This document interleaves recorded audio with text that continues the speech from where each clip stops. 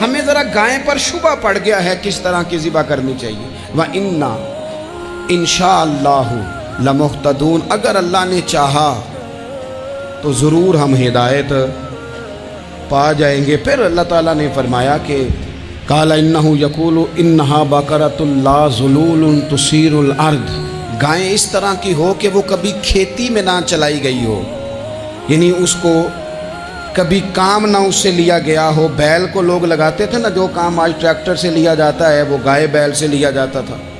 تو وہ کھیتی باڑی کے کام نہ اس کو لگایا گیا ہو. ولا تسقی الحرث، اور نہ اس سے پانی نکالا گیا ہو، نہ کھیت چلانے ہل چلانے میں لگائی گئی ہو. اور وہ جو کنواں ہوتا تھا جس کے گرد گائیں گھومتی تھی، تو کہا وہ بھی کام اس نے نہ کیا ہو گائے نے. مسلمۃ لا شیۃ فیہا، وہ ہر عیب سے پاک ہونی چاہیے. قالوا الآن جئت بالحق، اب کہنے لگے اب آپ صحیح بات لے کے آئے، اب سوال ختم ہو گئے نا.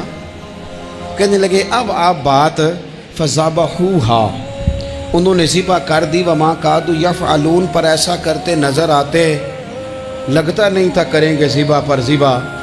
اچھا یہ گائیں پھر ملی کیسے؟ امام خازن کہتے ہیں کہ ایک نیک آدمی تھا، تو اس کا آخری وقت آ گیا، تو اس کے پاس جو کل جمع پونجی تھی وہ ایک بچیا تھی، گائیں کی بچیا ویڑی، اس کے پاس وہ ایک بچیا تھی صرف. تو اس نے اس طرح کیا کہ اس کی گردن پر ایک مہر لگائی، اللہ کے نام پر بطور امانت اس نے اس کو جنگل میں چھوڑا. کہا یا اللہ میرا بیٹا ایک ہی ہے، وہ بھی چھوٹا ہے، اس کی حفاظت کرنا اور میرے بیٹے کو پہنچا دینا. بچہ بالغ ہو گیا. اس کی ماں نے کہا بیٹا جو امانتیں رب کے پاس رکھوائی جائیں نا ان میں خیانتیں نہیں ہوا کرتی، جا کے جنگل میں آواز دے تیری گائے واپس آ جائے گی. اس نے جا کے جنگل میں آواز دی کہ وہ جو میرے باپ نے امانت رکھوائی تھی وہ کدھر ہے. وہ نشان لگی ہوئی گائیں دوڑتی ہوئی اس کے پاس آئی. واللہ خیر الرازقین، جب رب بندوبست کرے، جب اللہ بندوبست کرے تو پھر معاملہ اور ہوتا ہے. وہ گائے آ گئی. اب اس نے کیا کیا اس نوجوان نے کہ وہ گائے گھر لایا، ماں سے آ کے کہا کہ اماں یہ تو اللہ نے فضل کر دیا. ماں کہنے لگی پتر حالات ہمارے خراب ہیں، منڈی میں لے جا اسے بیچ دے، لیکن سودا میری مرضی کے بغیر طے نہ کرنا. کس کی مرضی کے بغیر؟ کس کی؟ اماں کی مرضی. اور سنو یار، تھے کچھ لوگ جن کو لوگوں نے تانے بھی دیے کہ تم ماں کے پیچھے لگ گیا ہے، لوگوں نے بڑا کچھ کہا، پر جو ماں کی مرضی پہ لگیں ناکام نہیں ہوتے زندگی میں. یہ دیکھو ماں کی مرضی پہ لگا. اس کی قیمت کتنی تھی گائے کی؟ بڑی مہنگی تھی، پر 3 دینار کی تھی. منڈی میں لے گیا، 3 دینار اس کی قیمت لگ گئی. تو ماں نے کہا تھا میری مرضی کے بغیر سودا نہ کرنا. اب بچے تو نہیں نا مانتے، اماں کو کیا پتا باہر بزنس کیا ہے، لین دین کیا ہے، پر ماں نے کہا تھا میری مرضی کے بغیر سودا نہ کرنا. اب بچے تو نہیں نا مانتے، اماں کو کیا پتا باہر بزنس کیا ہے، لین دین کیا ہے، پر ماں نے کہا تھا میری مرضی. بندہ دے رہا ہے اسے 3 دینار، اس نے کہا جی میں نے طے تب کرنا ہے، ڈن تب کرنا ہے، پہلے اماں سے پوچھنا ہے. گھر جا کے اماں سے پوچھا، اماں کہنے لگی دے دے. واپس آیا تو اس نے کہا کہ میں 6 دینار دیتا ہوں پر میری شرط ہے، ماں سے نہیں پوچھنا. اس نے کہا تو 12 بھی دے، ڈن تب بھی ہونا ہے جب اماں نے کہنا ہے. وہ جب اس طرح کی اس نے گفتگو کی، واپس اپنی والدہ کے پاس گئے. کہنے لگے اماں سمجھ نہیں آتی، 3 دینار کی گائیں بندہ 12 میں خریدنے کو تیار ہے، شرط لگاتا ہے کہ اماں سے نہیں پوچھنا.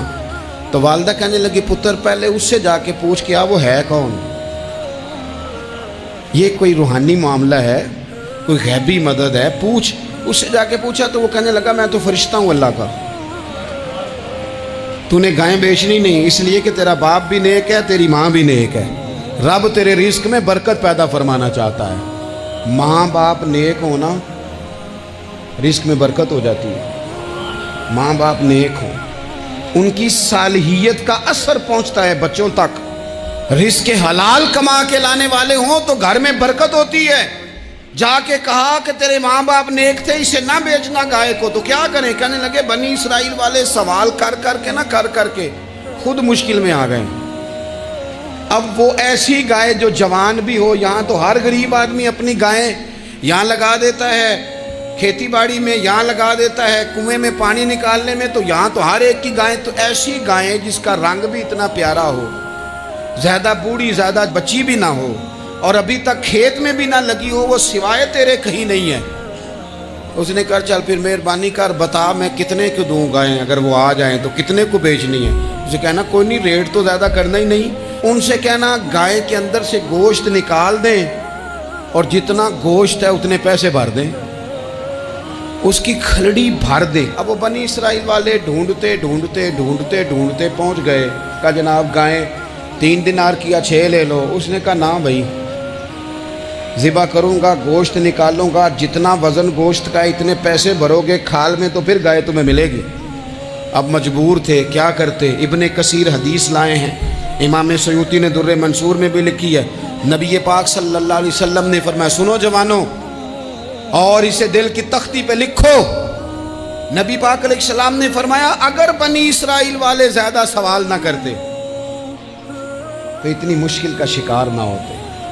انہوں نے سوال اتنے کیے کہ چارہ نہیں ہے اب ان کے لیے، چارہ نہیں ہے اب ان کے لیے کہ یہ ادھر ادھر جا سکے، مجبوری بن گئی، یہی گائے خریدنی ہے، یہی لے جانی ہے۔